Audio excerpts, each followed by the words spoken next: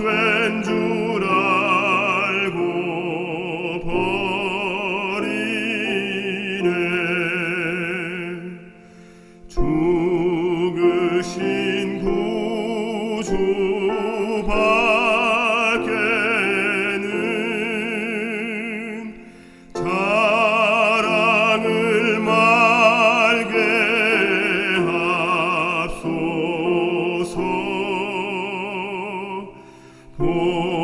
보혈의 공로 입어서 교만한 내 맘 버리네. 온 세상 만물 가져도 주은혜 다 못 갚겠네.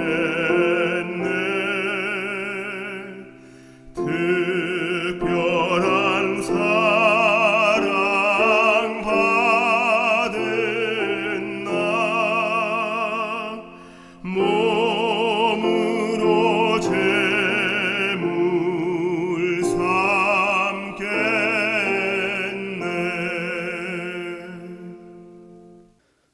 오늘도 우리를 불러주셔서 하나님의 말씀을 듣게 하시니 감사합니다.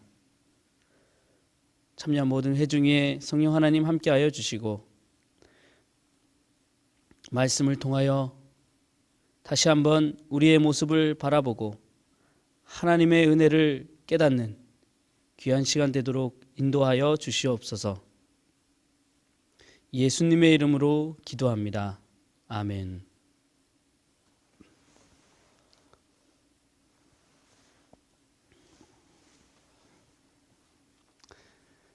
이 시간 하나님의 성령께서 여러분의 심령에 함께하게 되시기를 간절히 바랍니다.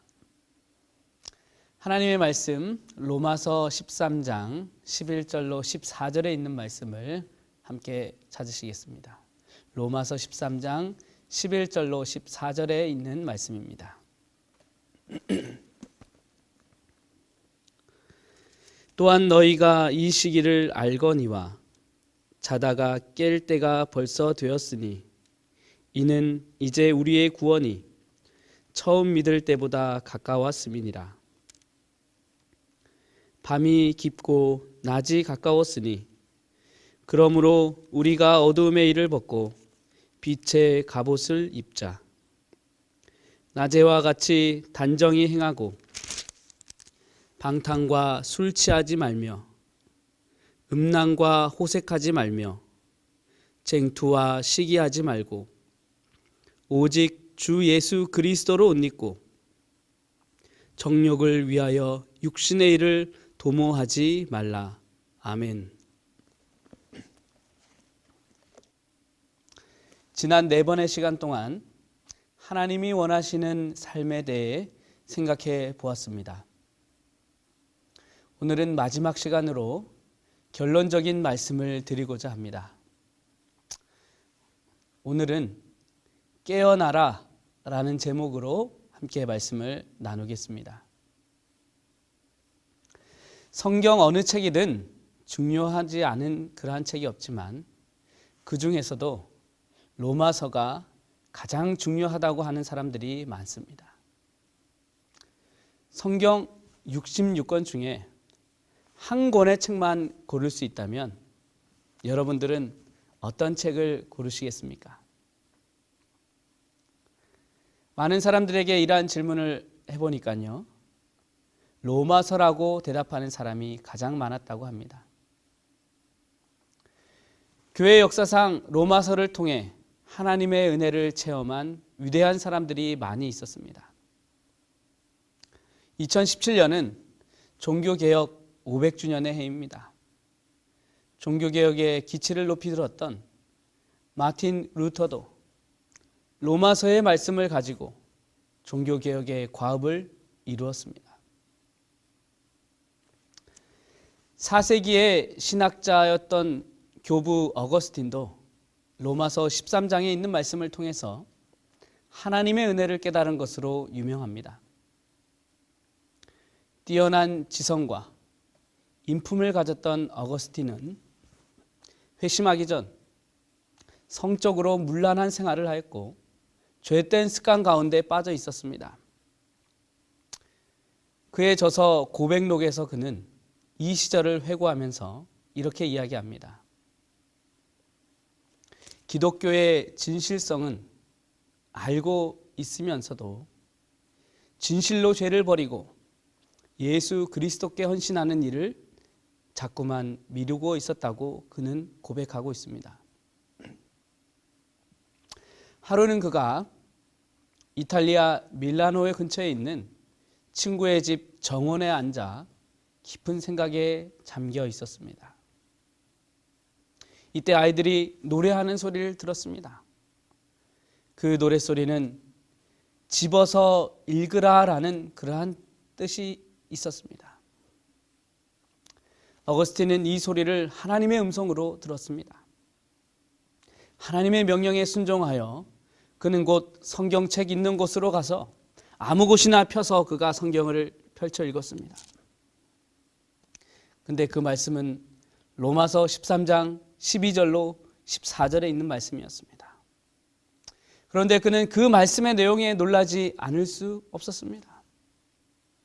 바로 자신에게 하시는 하나님의 음성이었기 때문입니다. 낮에와 같이 단정히 행하고 방탕과 술 취하지 말며 음란과 호색하지 말며 쟁투와 시기하지 말고 오직 주 예수 그리스도로 옷 입고 정욕을 위하여 육신의 일을 도모하지 말라. 이 말씀을 통해 그는 회심을 결심하게 되었습니다. 그는 후에 이렇게 고백합니다. 마지막 문장을 읽고 난 즉시 안도의 빛이 마음 가득히 배어들어 모든 의심의 그늘이 사라져 버렸다. 이 말씀을 읽고 회심한 어거스틴은 사도 바울과 마틴 루터 사이에 기독교 교회에서 가장 위대한 인물 중 한 명이 되었습니다. 이처럼 많은 사람을 변화시키고 생명으로 인도했던 로마서의 말씀 중 이 어거스틴에게 큰 감명을 주었던 말씀을 오늘 함께 살펴보고자 합니다. 11절의 말씀입니다. 또한 너희가 이 시기를 알거니와 자다가 깰 때가 벌써 되었으니 이는 이제 우리의 구원이 처음 믿을 때보다 가까웠음이니라. 여기서 말하는 이 시기는 무엇을 가리킬까요? 재림을 가리키는 말입니다. 재림의 때가 가까웠으니 깨어나라고 말씀하는 것입니다. 오늘 예배 시간에 졸아야겠다라고 생각하시는 분이 있다면 오늘만큼은 정신을 차리고 말씀에 집중하시기를 바랍니다. 제가 계속해서 깨어나라라고 말할 것입니다. 성경에서 잠은 죽음과 관련해서 말하고 있습니다. 우리 요한복음 11장 11절에 있는 말씀을 함께 찾으시겠습니다. 요한복음 11장 11절에 있는 말씀입니다. 이 말씀을 하신 후에 또 가라사대 우리 친구 나사로가 잠들었도다. 그러나 내가 깨우러 가노라. 예수님께서 나사로가 병이 들었다 함을 듣고 그에게 찾아가십니다.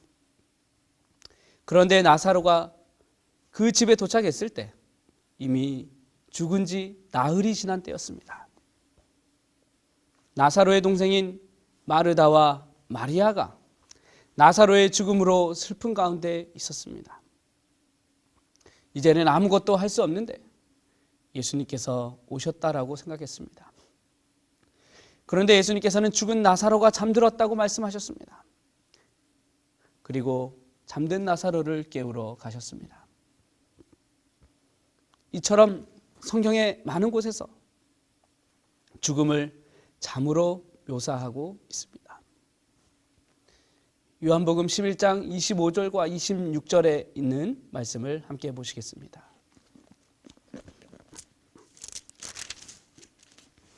예수께서 가라사대 나는 부활이요 생명이니 나를 믿는 자는 죽어도 살겠고 무릇 살아서 나를 믿는 자는 영원히 죽지 아니하리니 이것을 내가 믿느냐.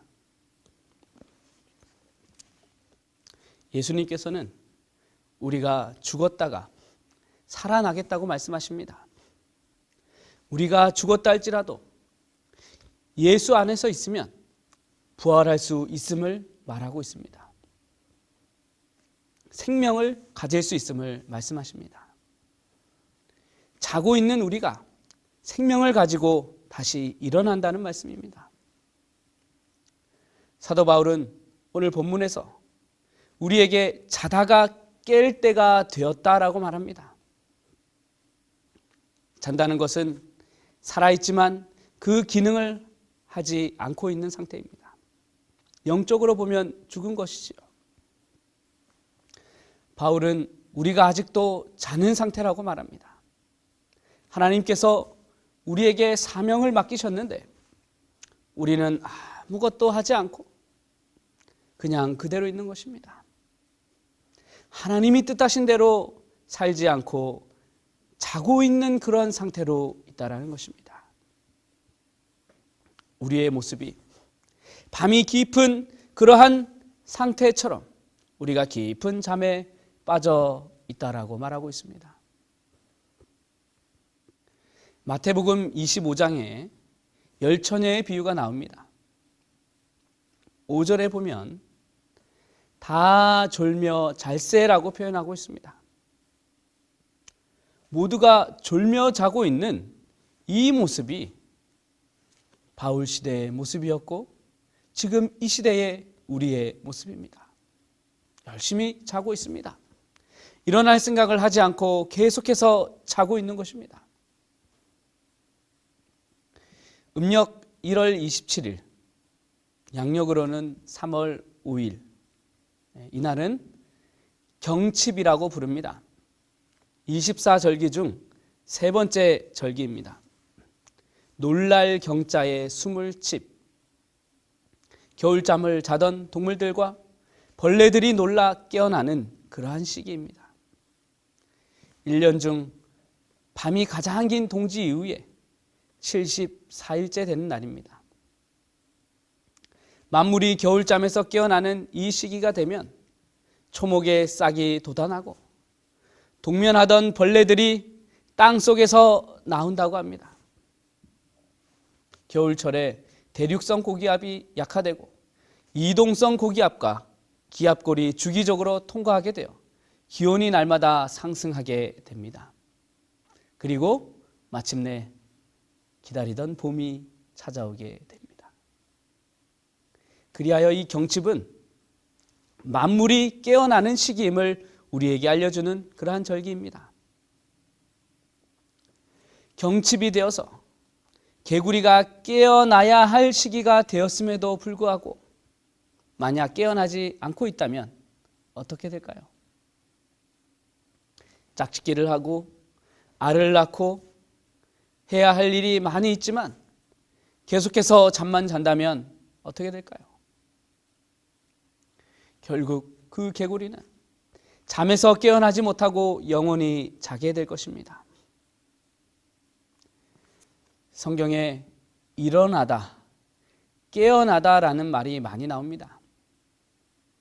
이 에게이로라는 단어는 구약의 80회, 신약의 약 144회가 나오는 단어입니다. 일어나다, 죽은 자를 일으키다라는 뜻을 가지고 있습니다. 이 단어에서 파생되어진 단어가 그레고레오라는 단어입니다. 이 단어 역시 구약의 8번, 신약의 22번이 나오고 있습니다. 지켜보다, 정신 차리다라는 뜻입니다. 이처럼 우리에게 잠에서 깨어나라, 일어나라, 정신을 차리라 이런 말씀이 성경에 250번 이상 반복하여 말하고 있는 것입니다.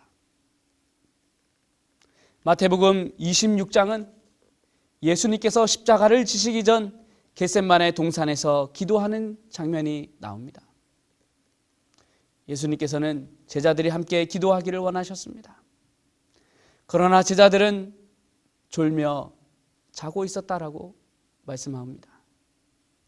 예수께서 다가오셔서 제자들에게 깨어나 함께 기도하자고 그들에게 호소하셨습니다. 그러나 그들은 여전히 잠에 흠뻑 취해 있었습니다.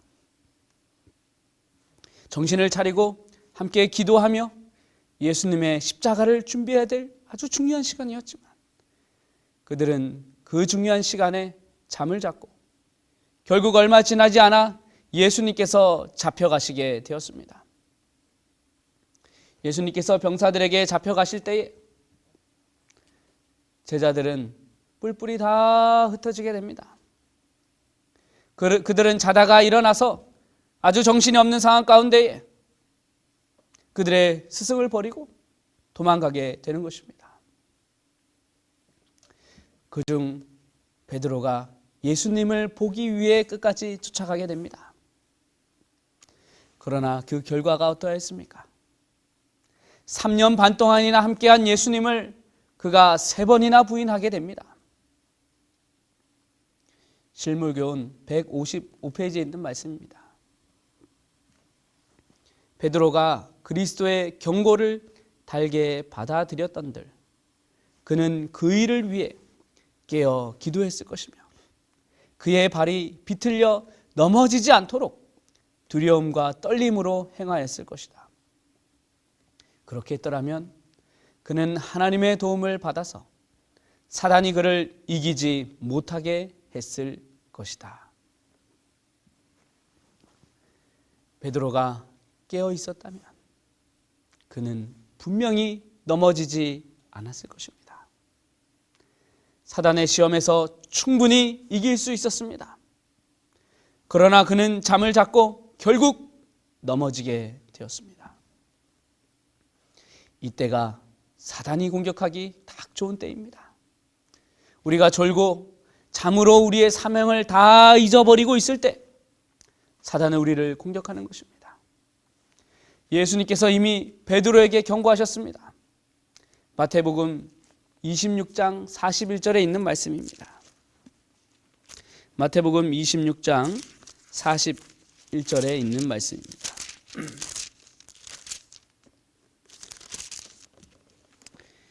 시험에 들지 않게 깨어 있어 기도하라. 사단은 베드로를 넘어뜨렸고 베드로는 여지없이 무너졌습니다. 마귀는 졸고 있는 우리를 집어삼키려고 이와 같이 준비하고 있는 것입니다. 우리가 기도해야 할 시간에, 말씀을 들어야 할 시간에, 찬양해야 될 시간에, 그리고 예배드리는 시간에 졸고 자며 깨어있지 못한다면 사단은 우리에게 강력하게 역사할 것입니다. 우리를 넘어뜨리기 위해 모든 방법을 다 동원하게 될 것입니다. 사랑하는 여러분, 우리 주님께서 우리에게 시험에 들지 않게 깨어 있으라고 말씀하십니다. 우리 모두에게 깨어나라고 말씀하는 것입니다. 아직 졸고 계신 분이 계십니까? 아직도 잠에 취해 계신 분이 있으십니까? 지금이라도 깨어나게 되시기를 간절히 바랍니다. 세자녀지도법 456페이지에 있는 말씀입니다. 깰지어다 깰지어다 그릇된 것을 바로잡기에 때가 이미 늦어 그대와 그대의 자녀들이 모두 멸망 가운데서 죽기 전에 나는 그대에게 탄원한다. 증언보감 2권 195페이지의 말씀입니다. 깨어 있으라, 깨어라, 깨어라.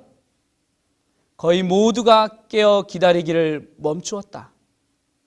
우리는 그분이 오실 때 곧 열어줄 준비가 되지 않았다. 지금은 우리 모두가 깨어나야 할 시간입니다. 더 늦기 전에 깨어나야 합니다. 더 늦어진다면 우리는 결국 잠을 자다가 예수님을 맞이하게 될 것입니다. 11절에 자다가 깰 때가 벌써 되었으니 라는 표현을 통해 하나님의 시간이 거의 임박했음을 우리에게 말씀하고 있습니다. 구원의 날이 곧 밝을 것임을 우리에게 알려주고 있는 것입니다.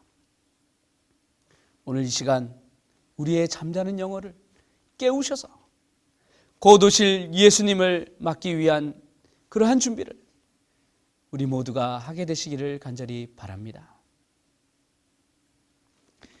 우리 로마서 13장 12절과 14절에 있는 말씀을 함께 보시겠습니다. 로마서 13장 12절과 14절에 있는 말씀입니다.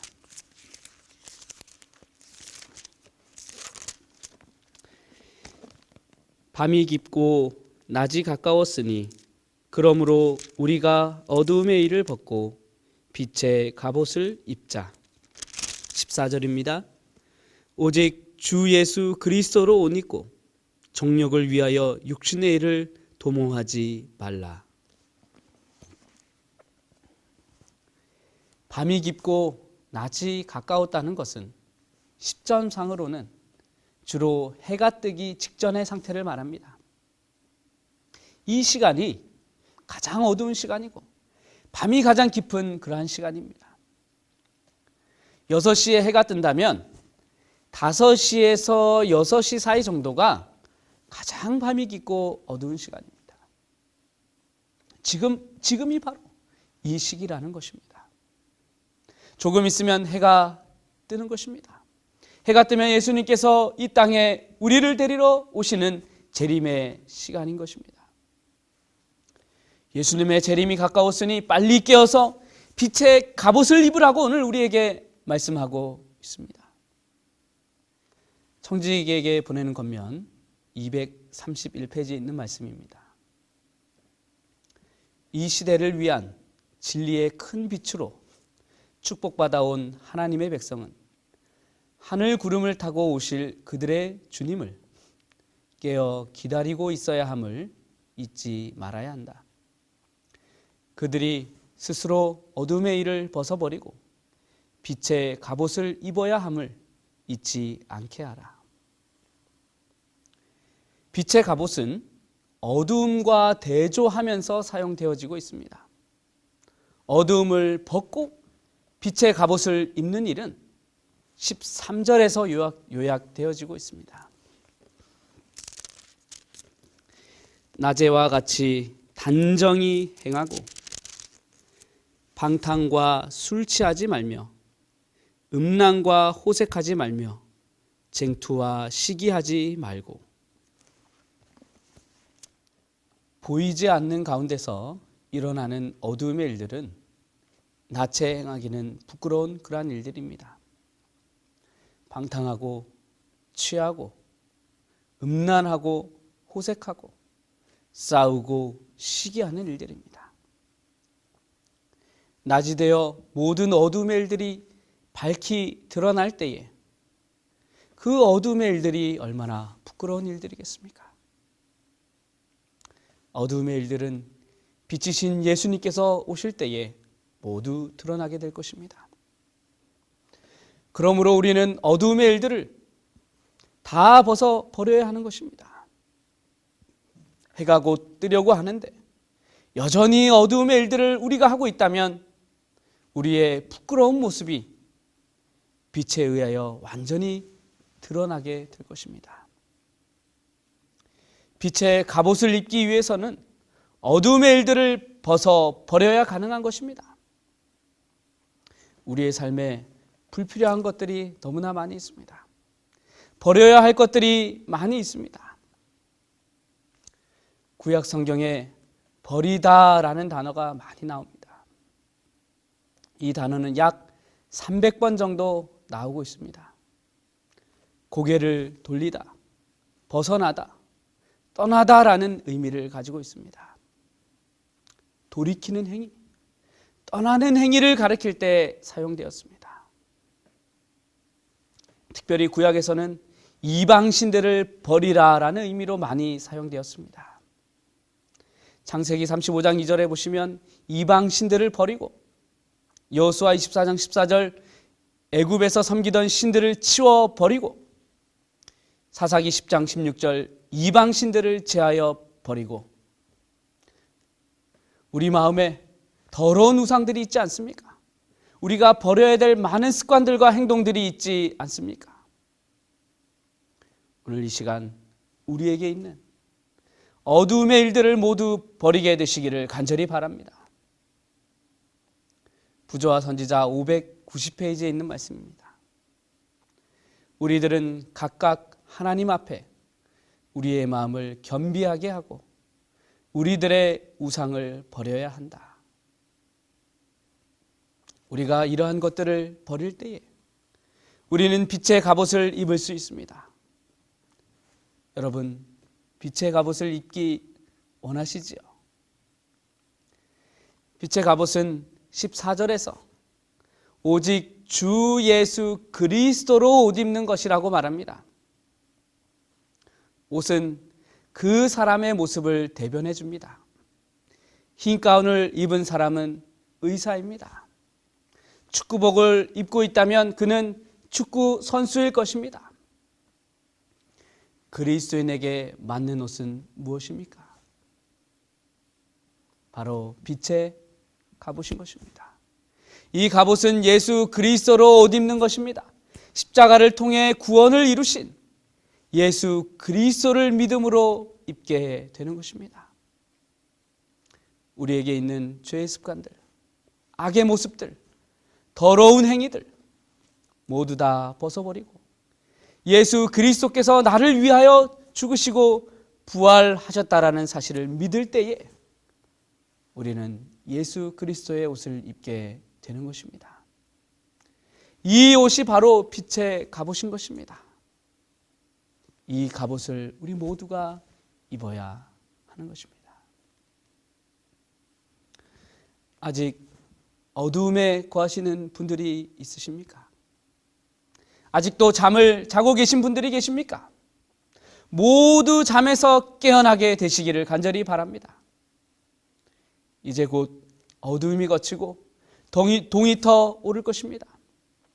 동이 트고 빛이 우리 앞에 이르러 오게 될 것입니다. 만약 우리가 졸며 자고 있다면 우리는 그 모습 그대로 영원한 멸망으로 가게 될 것입니다. 그렇게 우리는 일어나야 합니다. 잠에서 깨어서 어둠의 모든 것을 다 내어버리고 예수 그리스도를 믿고 오직 그분을 바라봄으로 빛의 갑옷을 입어야 합니다. 이렇게 될 때 우리는 동이 트고 영광 가운데 다시 오시는 우리 주님을 만나게 될 것입니다. 재림을 사모하는 재림 성도 여러분, 일어나십시오. 깨어나십시오. 우리의 모든 더러운 일들을 다 내어버리고 빛의 갑옷을 입으십시오. 잠깐 후면 오실 우리 주님을 만나기 위해 깨어 준비하시는 여러분과 제가 되기를 간절히 바라면서 말씀을 마치겠습니다.